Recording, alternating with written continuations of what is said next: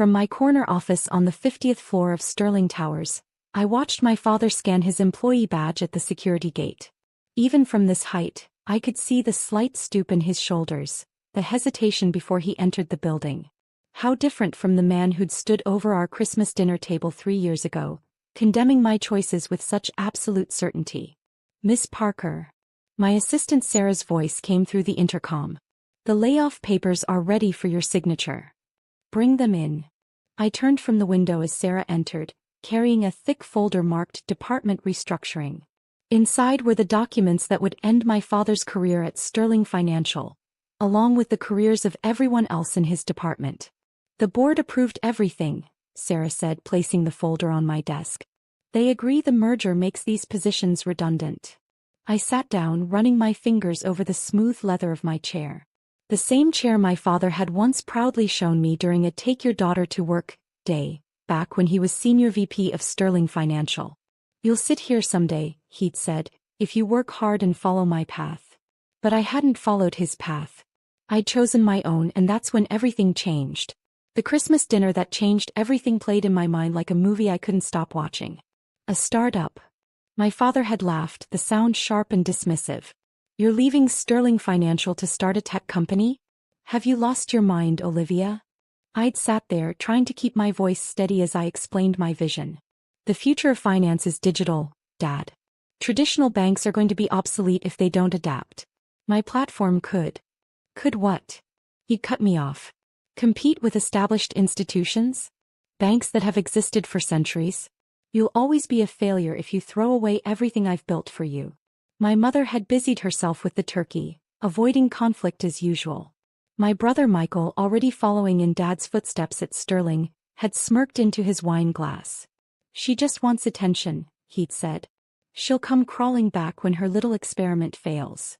I hadn't come crawling back. Instead, I'd taken my savings, sold my car, and moved into a tiny apartment to fund my company. FinNext was born in that apartment with nothing but a laptop and an unwavering belief in my vision. The first year was brutal. 18-hour days, countless rejections, ramen noodles for dinner more often than not. My father made sure everyone at Sterling knew about my foolish decision, effectively blacklisting me from traditional banking. But he'd forgotten one thing. When you have nothing to lose, you have everything to gain. FinNext's breakthrough came in our second year.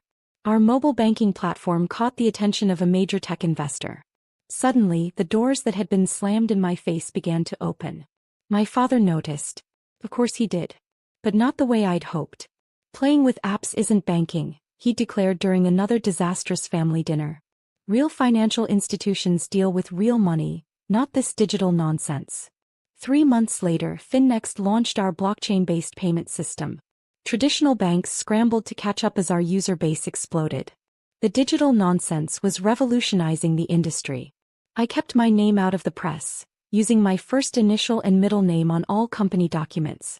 Oh, Grace Parker became known as a mysterious tech innovator, while Olivia Parker remained a disappointment in her father's eyes. Then came the opportunity I'd been waiting for. Sterling Financial, struggling to compete in the digital age, put itself up for sale. The board, desperate for modernization, looked for buyers who could help them transition into the future. They never suspected that the mysterious holding company making an offer was mine. Never realized that this strategic tech partnership they were so excited about was FinNext, operating under a different name. The acquisition was completed 3 months ago. Sterling Towers, once a symbol of my father's success and my failure, became mine. But I didn't reveal myself immediately. Instead, I watched and planned. My father and brother kept their positions during the transition, though they were demoted as the company restructured. Michael complained endlessly about the new management's obsession with digital transformation. Yesterday they finally learned the truth. The company-wide email went out at 9 a.m. "Oh, Grace Parker, CEO of FinNext and new owner of Sterling Financial, will be addressing all employees at 10 a.m. in the main auditorium." I stood on that stage, wearing the confidence they'd tried to strip from me, and watched realization dawn on their faces. "Many of you know me as Grace Parker," I'd said into the microphone. "Some of you know me as the failure who left Sterling Financial 3 years ago to start a tech company." The auditorium had gone silent. In the third row, my father's face had turned pale. Michael, sitting beside him, looked like he might be sick. Today, I'm here to announce the complete digital transformation of Sterling Financial. Those who are willing to adapt will be part of our future. Those who aren't. I'd let the sentence hang. Now 24 hours later, I held the layoff papers in my hand. The entire traditional banking services department, my father's department, would be eliminated. Their functions replaced by the very digital systems they'd mocked. Sarah placed a pen on my desk. The board meeting starts in an hour. They'll want these processed before then. I picked up the pen, its weight familiar yet suddenly significant. Through my window I could see my father at his desk in the building across the plaza. Still working, unaware that in a few hours his career at Sterling would end. Miss Parker. Sarah's voice was gentle. Are you sure about this? We could find another position for him. I thought about all the Christmas dinners, family gatherings, and casual conversations where they'd belittled my dreams. All the times they'd declared me a failure, never bothering to understand what I was building. No, I said firmly. The merger makes these positions redundant. It's just business.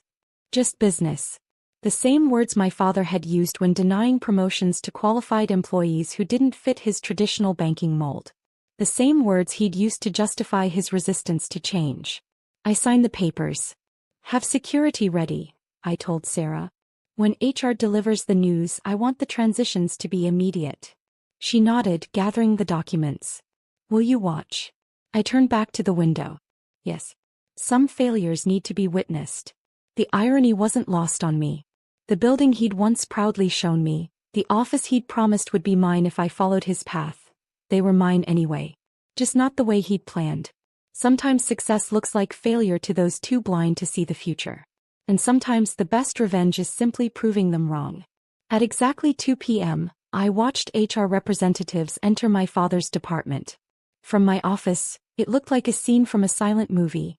People standing up in shock, papers dropping, some crying, others arguing. My father sat motionless at his desk as the HR manager delivered the news. Security is in position, Sarah reported. No incidents so far. I nodded, unable to look away from the unfolding scene. Has my brother received his notice yet? Yes. He's being escorted to his exit interview now. Michael had been easier to replace. His role in traditional banking services had mostly involved golf games with clients who were now using our digital platforms anyway. My phone buzzed, my mother. I declined the call. She'd enabled their behavior for years, always choosing peace over progress. Now she'd have to deal with the consequences too. Miss Parker. Sarah's voice was hesitant. Your father is requesting a meeting. He's quite insistent. Of course he was. He'd never taken no for an answer, until now. Send him up in 10 minutes. Let him wait in the lobby first. I used those 10 minutes to prepare, not just mentally but symbolically. I removed the family photo from my drawer, the last Christmas before I left Sterling Financial, and placed it facing my visitor's chair. Let him see what we used to be, what his stubbornness destroyed. When he finally entered, he looked smaller than I remembered. His Sterling employee badge still hung from his neck, for the next 15 minutes anyway. Why? His voice cracked on the word. I gestured to the chair. Sit down, Dad. Let's discuss this professionally. Professionally. He remained standing. You destroyed my department. 30 years of banking experience, thrown away for your apps and digital gimmicks. Gimmicks. I pulled up FinNext's performance charts on my wall screen. These gimmicks process $2 trillion in transactions annually. They've made banking accessible to millions of underserved people. They're the future you refuse to see. I'm your father. No, I said calmly. Right now you're a former Sterling Financial employee whose position has become redundant. Just business, remember? He flinched at his own words thrown back at him. You planned this, he accused. Bought the company just to get revenge. I bought the company because it was failing. I stood up, matching his stance. Sterling Financial's quarterly reports show a 60% decline in traditional banking revenue. Your department costs more than it generates. The board approved these layoffs unanimously. The board doesn't know you're doing this to your own family. The board knows exactly who I am. They also know I've built a company worth 10 times what Sterling was worth when you called me a failure. He sank into the chair finally, the fight draining from him. His eyes fell on the Christmas photo. I was wrong, he whispered. Yes, you were. About everything. So this is my punishment? Taking away my career. I sat back down studying him. This isn't punishment, Dad. It's evolution. Banking is changing. Companies either adapt or die. I gave your department 3 months to embrace digital transformation. You fought it every step of the way. Because it's not real banking. Tell that to our 15 million users. Tell that to the traditional banks desperately trying to catch up with our technology. Tell that to the board members watching their stock price triple since the merger. I pressed a button on my desk phone. Sarah, bring in the other package. She entered with another folder, placing it in front of my father. What's this? He asked. A choice. I opened the folder. Inside are 2 documents. The first is your standard severance package. Generous, given your years of service. The second is a job offer. He looked up sharply. FinNext's digital transition team needs experienced bankers to help traditional clients adapt to new systems. Someone who understands both worlds. The salary is less than you made as department head, but the stock options could be significant. You're offering me a job? After firing me? I'm offering you a future. The same future you rejected 3 years ago. The question is, are you ready to admit the world has changed? He stared at the documents for a long moment. Outside my office windows, the city stretched endlessly, filled with banks and financial institutions all facing the same choice. Evolve or fade away. Your brother, he said finally. Did he get the same offer? No. I was direct. Michael hasn't shown any interest in learning or growing. He can take his severance and find another traditional bank to work for. While they still exist. My father picked up the job offer, reading it carefully. I'd be working for you. Yes. The daughter you called a failure would be your boss. Can you handle that? He was quiet for a long time, looking between the documents and the family photo. Finally, he picked up my pen. I was proud, arrogant, and wrong, he said, signing the job offer. I chose my ego over seeing your vision. I can't undo that, but I can learn from it. I took the signed document, feeling an unexpected weight lift from my shoulders. Training starts Monday. Don't be late. He stood up, removing his old Sterling employee badge and placing it on my desk. Will I get to work with you directly? No. You'll report to Sarah. She's our new head of digital transition. His eyes widened as he looked at my assistant, who smiled professionally. Another assumption of his shattered. After he left, Sarah turned to me. That was unexpected.